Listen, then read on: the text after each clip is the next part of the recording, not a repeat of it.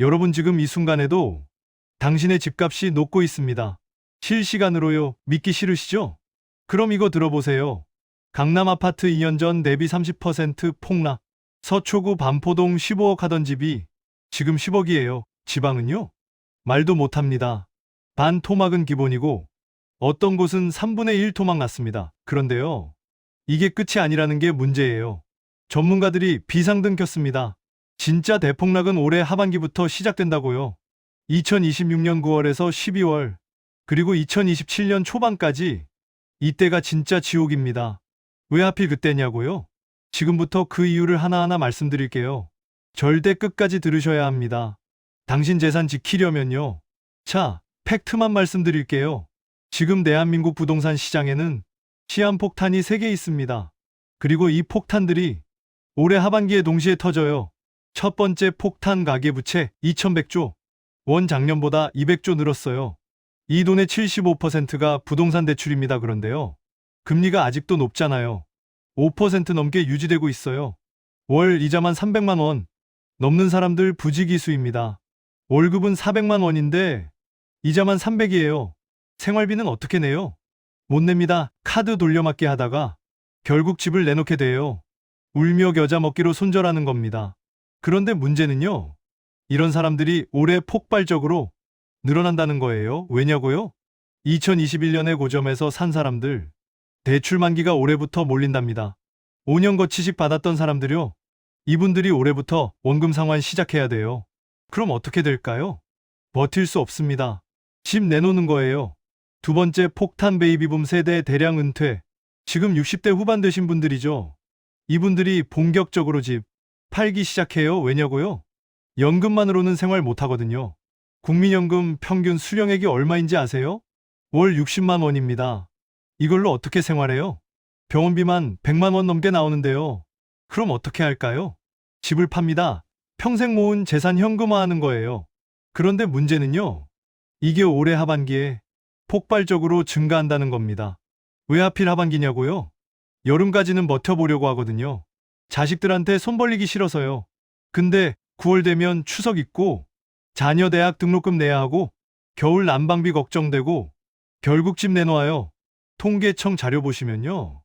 60대 이상 주택 보유 비율이 전체의 45%입니다. 거의 절반이에요. 이분들 중 30%만 올해 집 팔아도 60만 가구 넘게 나와요. 세 번째 폭탄 미분양 주택 대란. 작년까지 건설사들이 미친 듯이 집 지었어요. 부동산 오른다. 이러면서요. 그런데 지금은요? 아무도 안 사요. 미분양이 20만 호 넘어갔습니다. 역대 최고치예요. 그런데 이 집들이 언제 완공될까요? 올해 하반기부터 내년 초까지 쏟아집니다. 그런 건설사는 어떻게 할까요? 무조건 팔아야죠. 은행 빚 갚아야 하니까요.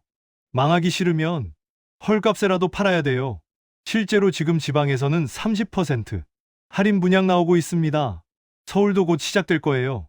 이 세 개 폭탄이 올해 9월부터 12월 사이에 동시에 터져요. 그리고 2027년 초까지 이어집니다. 이게 바로 부동산 대폭락의 시작점입니다. 자, 이해 안 되시는 분 계실 것 같아서 바나나로 설명해 볼게요. 여러분이 바나나 장사를 한다고 칩시다. 작년에 바나나 값이 엄청 올랐어요. 한 송이에 10만 원까지 갔습니다. 그래서 여러분은 빚내서 바나나를 샀어요. 이거 더 오르면 대박이지. 그런데요. 갑자기 바나나 값이 떨어지기 시작해요. 8만 원, 7만 원, 5만 원. 그런데 문제는 빚이잖아요. 은행 이자는 매달 나가고 바나나 값은 떨어지고 그럼 어떻게 할까요? 바나나를 팔아야죠. 손해보더라도요. 그런데 옆집도 바나나 팔고 옆집도 바나나 팔아요. 시장에 바나나가 넘쳐나는 거예요. 그런 가격은 어떻게 될까요? 더 떨어집니다. 3만 원, 2만 원, 1만 원. 이게 바로 부동산 시장에서 지금 벌어지고 있는 일입니다. 바나나를 집으로 바꿔서 생각해 보세요. 똑같아요. 자, 이제 구체적인 숫자로 들어가 볼게요. 2026년 9월부터 12월 사이에 이런 일들이 벌어집니다. 첫째, 2021년 고점 매수자들의 대출 만기 약 40만 가구가 원금 상환 시작해야 돼요. 이 중 절반인 20만 가구가 버티지 못하고 집 내놓습니다. 둘째, 베이비붐 세대 은퇴자 중 30%가 집을 내놓아요. 대략 60만 가구 정도 됩니다.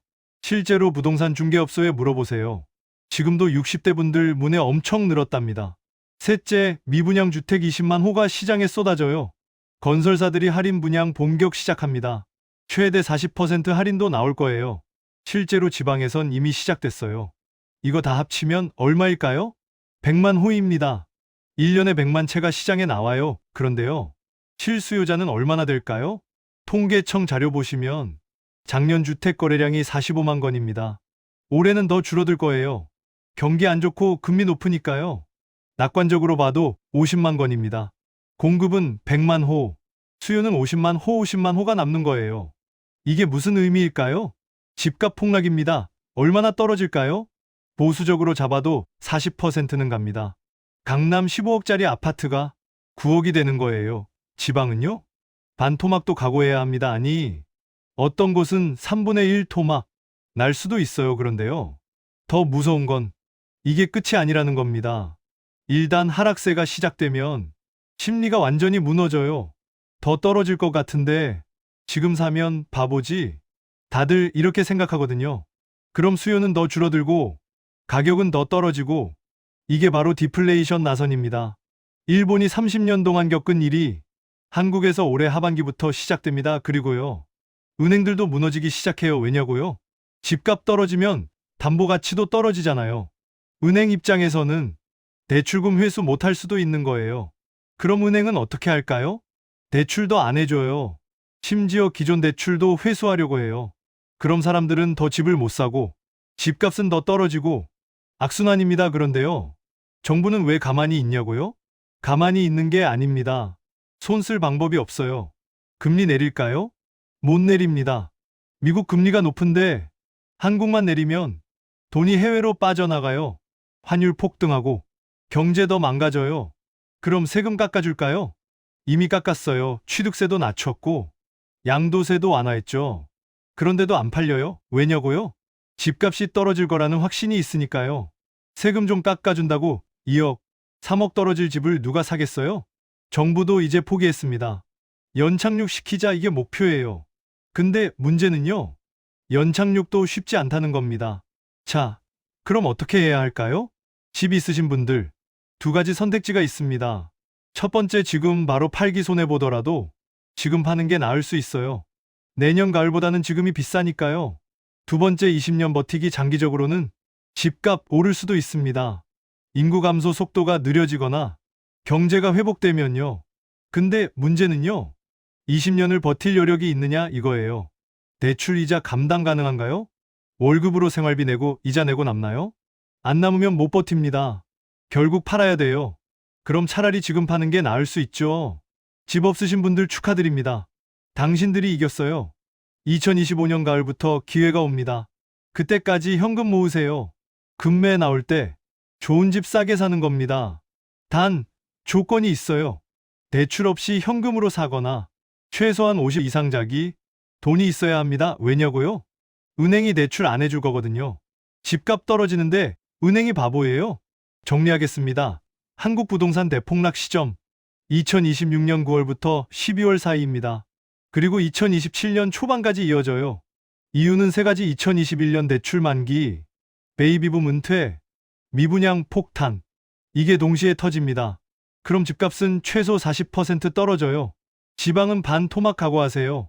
아니, 3분의 1 토막 날 수도 있습니다. 그리고 이건 시작일 뿐이에요. 한번 무너지기 시작하면 멈추기 어렵습니다. 일본처럼 20년 갈 수도 있어요.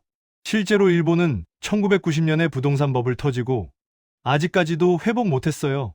35년째 고통받고 있습니다. 한국도 똑같은 길 가고 있어요. 그러니까요, 지금 집 있는 분들은 진지하게 고민하세요. 세 가지 선택지 있습니다. 첫 번째, 지금 바로 팔기 손해보더라도 지금 파는 게 나을 수 있어요. 올해 하반기보다는 지금이 비싸니까요. 두 번째, 일부만 팔기. 집 두 채 있으시면 한 채는 팔고 한 채는 버티세요. 리스크 분산입니다. 세 번째, 30년 버티기. 장기적으로는 집값 오를 수도 있습니다. 인구 감소 속도가 느려지거나 경제가 회복되거나 전쟁 같은 큰 변수 생기면요. 근데 문제는요, 30년을 버틸 여력이 있느냐 이거예요. 대출 이자 감당 가능한가요? 월급으로 생활비 내고 이자 내고 자녀 교육비 내고 남나요? 안 남으면 못 버팁니다. 결국 팔아야 돼요. 그럼 차라리 지금 파는 게 나을 수 있죠. 집 없으신 분들 축하드립니다. 당신들이 이겼어요. 올해 하반기부터 기회가 옵니다. 그때까지 현금 최대한 모으세요. 금매 나올 때 좋은 집 싸게 사는 겁니다. 단, 조건이 있어요. 대출 없이 현금으로 사거나 최소한 70% 이상 자기 돈이 있어야 합니다. 왜냐고요? 은행이 내 출 거에 안 해줄 거거든요. 집값 떨어지는데 은행이 바보예요. 담보가치 없으면 안 빌려줍니다. 그리고요. 조급하게 서두르지 마세요. 올해 9월에 집값 떨어진다고 바로 사면 안 됩니다. 왜냐고요? 더 떨어질 거거든요. 최소 2027년 중반까지는 지켜보세요. 바닥이 어딘지 확인하고 사야 됩니다. 일본 사례 보면요. 바닥까지 5년 걸렸어요. 한국도 비슷할 겁니다. 마지막으로 한 가지만 더 말씀드릴게요. 정부 말 믿지 마세요. 부동산 안정세다, 연착륙 중이다. 이런 말 다 거짓말이에요. 실제로는 추락 중입니다. 정부는 패닉 막으려고 거짓말하는 거예요. 진실을 알고 싶으시면 실거래가를 직접 확인하세요. 아파트 단지마다 네이버 부동산 들어가서 최근 거래 내역 보시면 됩니다. 다 떨어지고 있어요, 여러분. 이 영상 꼭 주변에 공유하세요. 특히 집 있는 친구들한테요, 가족들한테요. 나중에 고맙다는 말 들을 겁니다. 그리고 구독 잊지 마시고요. 좋아요도 꾹 눌러주세요. 다음 영상에서는 폭락장에서 어떻게 기회를 잡을 수 있는지 구체적인 전략 알려드릴게요. 어느 지역이 먼저 바닥치고 어느 타이밍에 사야 하는지 실전 투자 전략 공개합니다. 바나나 경제학, 여러분의 지갑을 지켜드립니다. 아니, 여러분의 인생을 지켜드립니다. 다음 영상에서 만나요. 그리고 기억하세요. 2026년 하반기 역사가 바뀝니다.